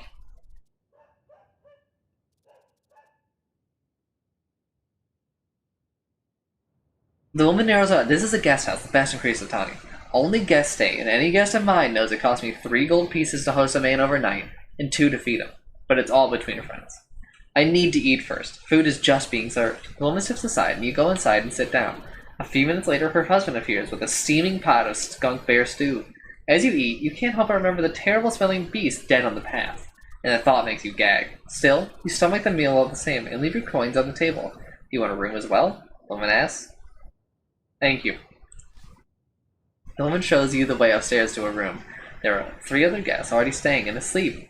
So you settle quickly. The bed is not clean, but it is comfortable, and after a long day and all its narrow escapes, you are grateful beyond measure for the rest. Your dreams are vivid once again. You are walking endlessly, the hills moving up and down under your feet like a rippling sea. Every step exhausts you, but no step moves you forwards. Meanwhile, a tall black creature strides towards you, breathed in a foul-smelling smoke, and in the distance a deep voice is booming with laughter. The long, cruel fingers of one hand are curled around the metal frame of a crown, and with the other he beckons you forward, as if into a trap. You wake early and sit for a moment in no great hurry to leave the village. This is now the third day of your journey, and the muscles in your legs are feeling lean and strong from so much walking. You spend a short while enjoying the peace, then unhurriedly collect your possessions and set off along the path. Krisatani is surrounded by several miles of fields, and it sits in a well-protected ring of hills, and is close enough to the river to be reasonably prosperous. As you follow the path between the lines of sun-baked crops, you come to a fork in the road. The right-hand way leads past a set of outbuildings, while the left hand heads directly off into the deep woodland. I will let you choose. Wolf.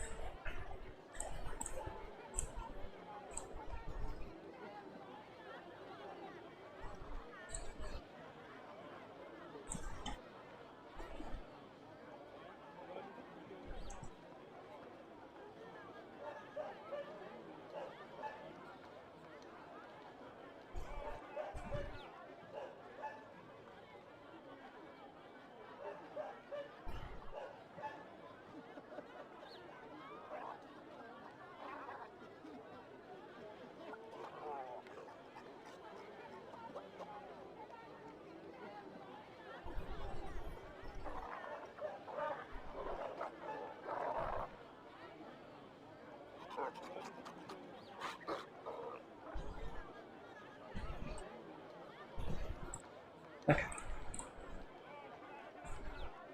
Into the woodlands.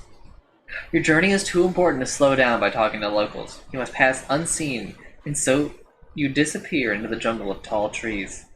For a short while, the sun is feverish, and then you are between the trees once more, and everything becomes cool and still.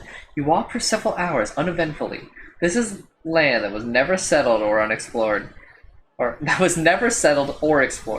very few travel this way. In places, bushes and shrubs have grown over into the path. Move cautiously, hack my way through. Okay, move cautiously. Be a fucking weirdo. You pick your way carefully forward, moving slowly but silently between the trees. If there are any beasts nearby, you should be able to wring their necks without them hearing you approach. Then you come to a fork in the road, still deep in the forest.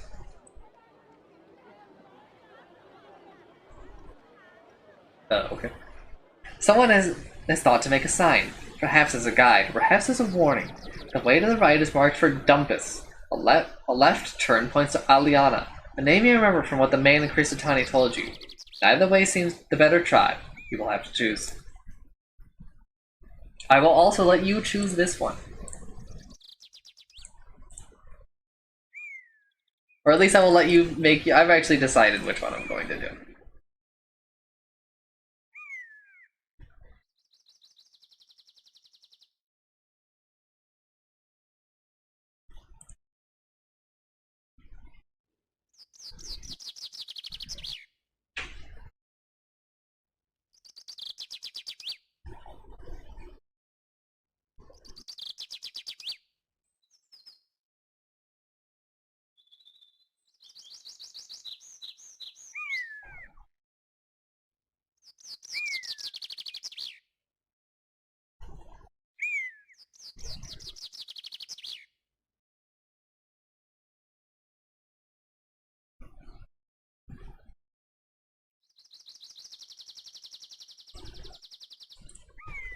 I'm going to Aliana. The path winds between trees that get greener and more lush. You must be closer to the river here, although you cannot hear the water. After about half an hour's walk through dappled shade, you come across a well-built hut. Flowers decorate its walls, and the doors are painted with ornate designs. The path ends here. Scout around it. You perform a swift circuit around the hut, but find nothing unusual or concerning. It seems to be what it is, a hut, set by itself deep in the forest. For someone to survive out here, on their own, surrounded by the beasts of the jungle, they must be someone quite powerful. Knock on the door. You approach the door and knock. There is no reply. Open the door, breaking and entering. You open the door and stride inside. The hut is neatly laid out. You detect the touch of a fastidious woman. Chairs are set around a table as if for guests. A mattress lies in one corner, and a large kitchen area indicates that whoever lives here, they are fond of cooking. Call out. Hello, is there anybody here? To your surprise, a voice answers quickly. Who's there? Who's that? Locate the speaker. Looking into a corner, hidden by a large cupboard, you see a cage in which a young woman is imprisoned. Good, stranger, she pleads. Let me out of this cage, I beg you. What happened to you? You go over to the cage, quite shocked. What happened to you? Oh, good stranger, she wails. I have been locked up here for 2 days. It was Elvins that did it. Those mischievous, praneful Elvins. Please, you must help me. I have not eaten, and they left me here, where I can see all my cooking things, but cannot reach them.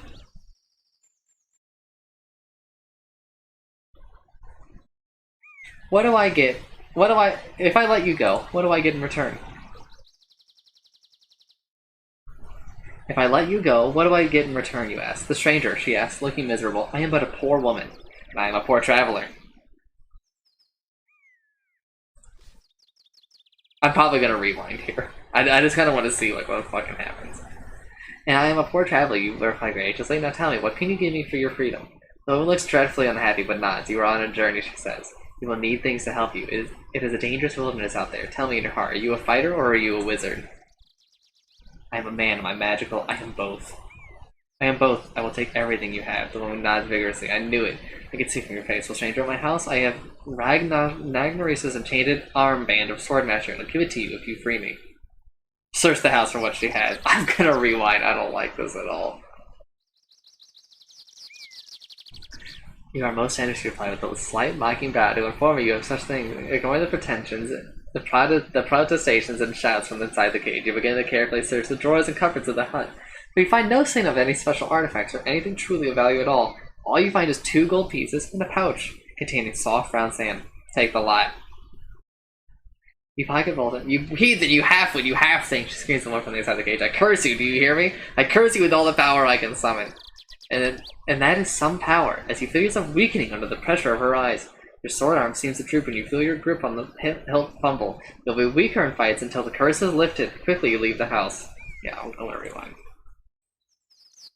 I just didn't know how far you could really go with it. Call out. I will call out.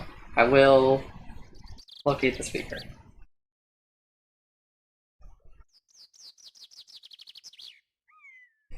I will get her out. Going for the cage, you try the door. It is locked, of course. Try an item from my pack. No one watches you as you open your pack. Try the silver key. You slip the silver key from your rack and try to lock, but it is far too small. You put the key away once more. Please, begs the woman. Now hurry up and get me out of here. Try the beeswax? No. Use magic. You should be grateful I waste my strength on you, you declare, as you roll up your sleeves.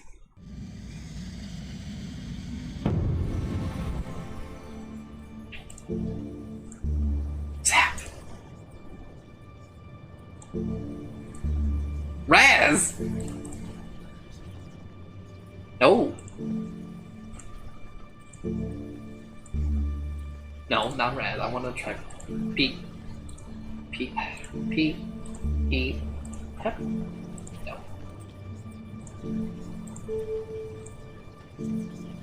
Okay, sure. What energy? You cast a spell over the lock and it begins to shiver, like a small bottle. It hums and clicks as the tumblers turn and work.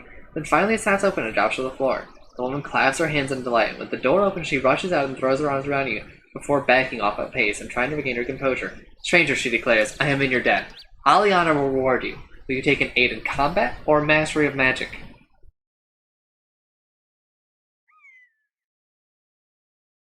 Dude, I gotta know what happens for this one. No, okay. It's up. I'll leave the choice up to you, Wolf.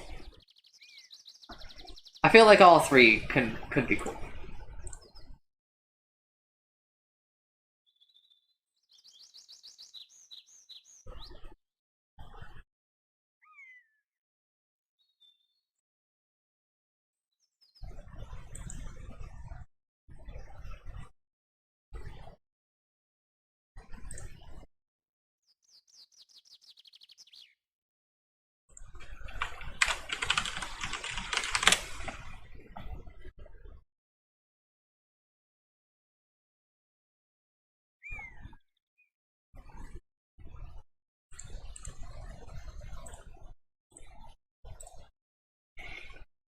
Combat or a kiss first? Let's try out the kiss. I need no reward beyond a kiss, she smiles bashfully. Stranger, you are most kind, but I do not think it would be wise. Delicately, she steps to the other side of the table from you. The lady has been freed. It seems like there is nothing much more to keep you here and from your quest. Would you share my food with me? Ask if I may eat. Would you share my food with me? She nods vigorously, and the two of you settle down to the table. It is a mockery of a family feast as you carefully divide the old man's nourishing bomba fruit, trying hard not to lose any morsels into the cracks in the wood. She eats ravenously, as do you. Then finally you stand. I must be on my way, you tell her. I have many more miles to cover. She nods, of course. Please, before you go. She holds something out. It is a small bag of coins. 7 coins.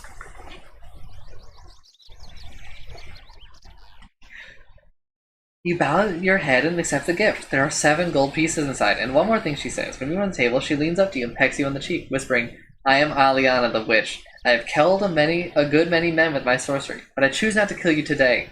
Go in peace. Then she steps back, and her face is as soft as peaceful as it ever was. Did you imagine her words? Almost certainly not. Time, then, to leave. You step quickly outside.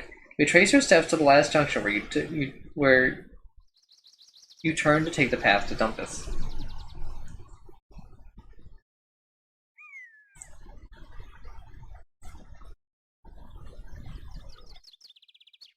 So -1 ration. I think we actually gained stamina. -1 ration plus 7 gold. I think we came up pretty nice.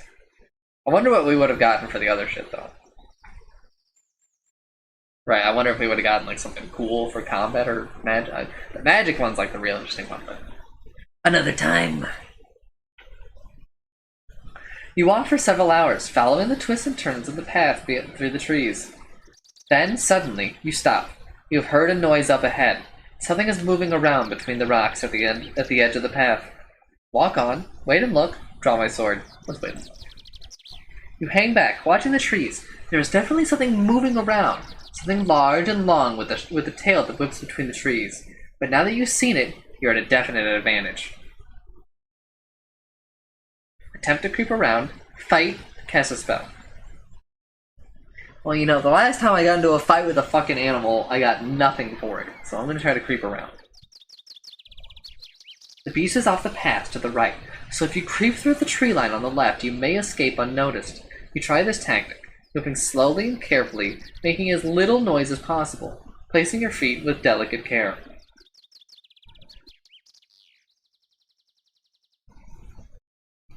After a few more yards, you are about to rejoin the path, when the movement of the animal stops.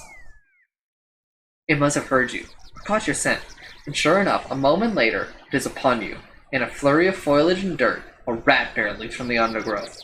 It is much closer than you thought. Its sleek black fur allows it to hide in the shadows until it is almost upon you. I suspect.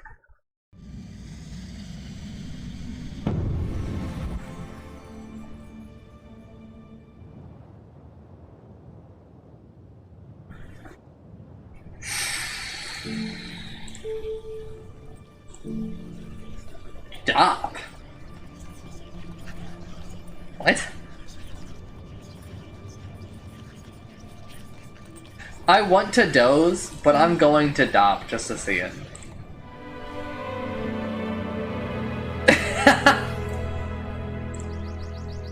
Okay, yeah, that's what I thought, but I couldn't remember if the game had situations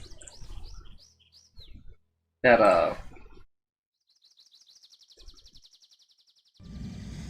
I couldn't remember if the game had just like failures like that. But we are going to cast a doze. You draw out the spell, and the beast slows down, looking suddenly very sleepy and slow. At this speed, you don't even need to fight it. You walk quickly away. Easy. The path winds a few more times among gigantic trees, thousands of years old, and then emerges onto a sudden plain, as if the forest had been scooped away by a gigantic hand. A river trickles thinly between short grasses, and by its banks stands a tiny village.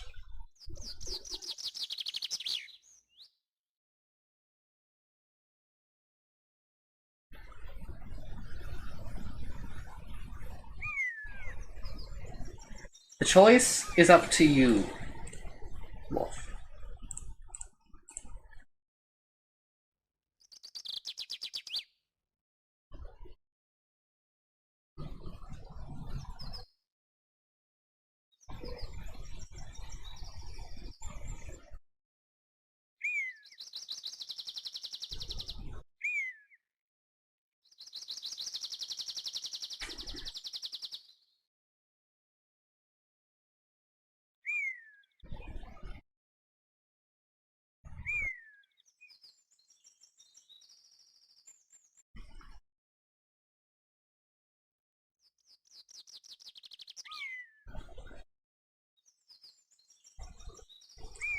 Enter.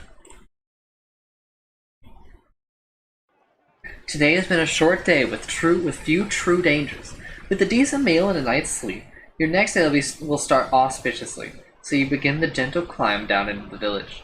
You follow the path down in the village, passing a sign which declares it to be Dumpus. The streets are thin and narrow, and the buildings have been set close together as if trying to withstand a storm. There is a terrible smell hanging in the air. All in all, it seems an unpleasant place. Explore the town, talk to the villagers. Let's talk to the villagers. You pass along the main path through the village and pause, outside a hut in which several of the hill dwellers are sitting and eating. They seem deep in discussion about something. Several are shaking their fists in the air. Lifting back the canvas slab, you step inside. The hill dwellers stop talking immediately and look up at you. One gets to his feet and gestures you forward. Step over. Bow my head. You nod your head once to the man, who returns the gesture. Then one of the others calls something in their native tongue and points at your side, to where your sword hangs out below the hem of your cloak. In broken commentary, the first man croaks, "No weapons," he indicates. He indicates a table by the door where you can leave the blade. Remove the sword, look over the table, enter with my sword, shake my head, and leave. Look over the table. There are plenty of other weapons there, so the men appear honest enough. Remove my sword. You unfasten your sword belt and leave your weapon on the table. The hill dwellers nod to show their appreciation, and then beckon you to sit with them. Then they continue their conversation, just as animatedly as before, speaking in a local tongue that you cannot follow.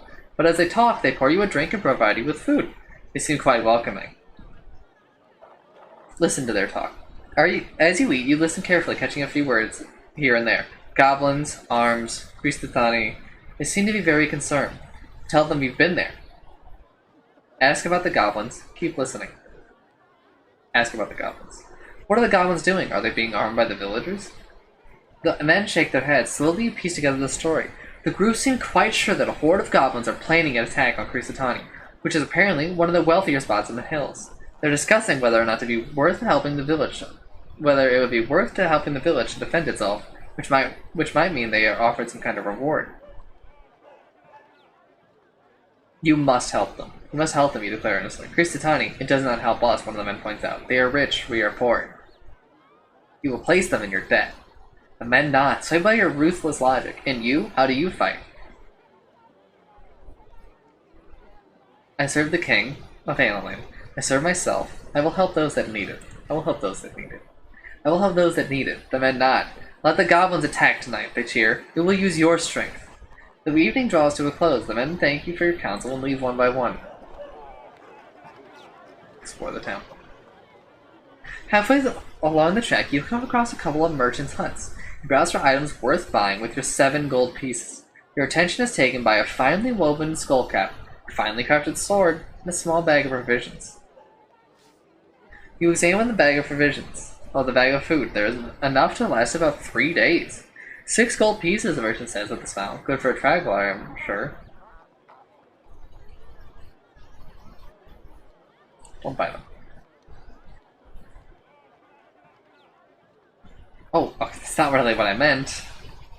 I might rewind. I just didn't realize that meant I could. I just wanted to look around some more. Carefully, you lift the longsword from the table and swing it through the air. It cuts with a finely carved edge. A fine piece of work. I'm sure you agree. The merchant enthuses. 6 gold pieces. Okay. Pick up the skull cap and turn it over. Stolen from the priest of Dadule. The merchant declares with pride. A fine piece of work. 4 gold pieces. You can tell from feel of the cloth that it is no inherent magic, but it might be useful in spells. Damn, no haggling?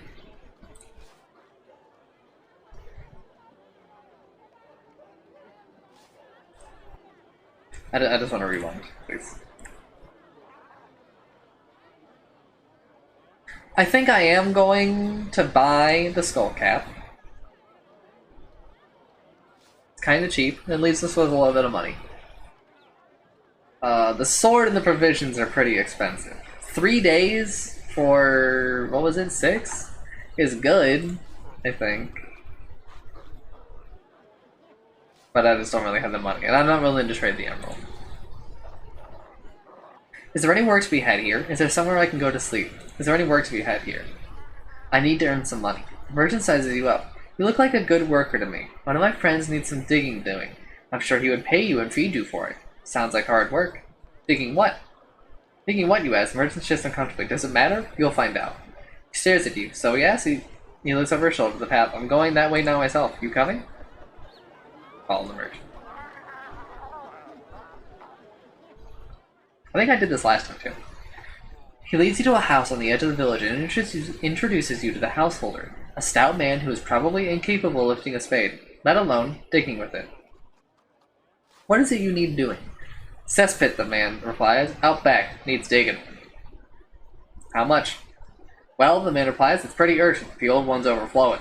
How much money? You depend. 3 gold pieces, he replies. I'll get started. Spades out back, he replies, with the jerk of his thumb. He walks through the man's house into the back garden. The smell is terrible. The job is not just to dig a new cesspit, but to dig over the old one. And it's going to be several hours' work that'll probably take the whole night. You collect the spade, stuck in the ground by the hole. Cast a spell.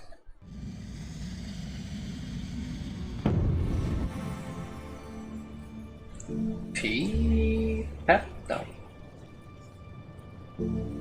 Big, I guess? Big. Zap, I know. D? Okay, no D.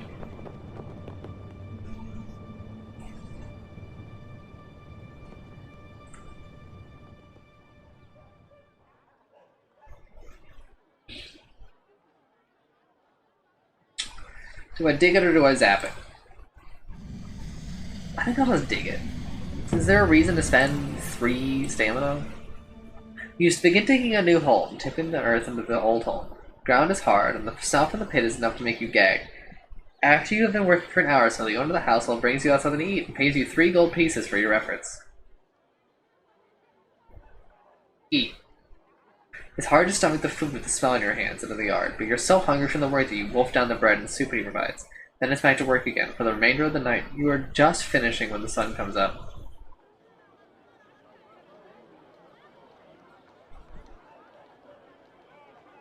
What about the goblins that I said I would help with?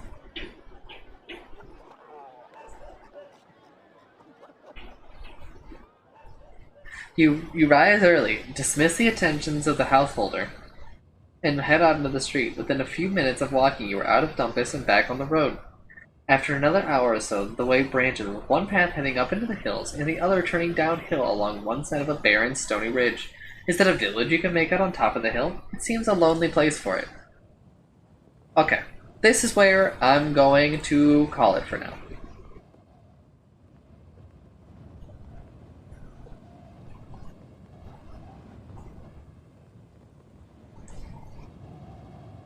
Look at all that. Look at how far we've come.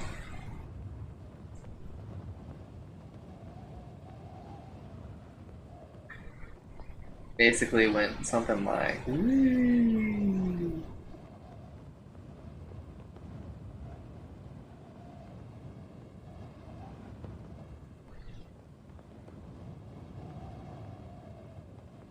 something like that. But if you somehow find yourself watching the stream, or watching, I guess, the video, the stream, thanks for watching, I'm sorry. Bye!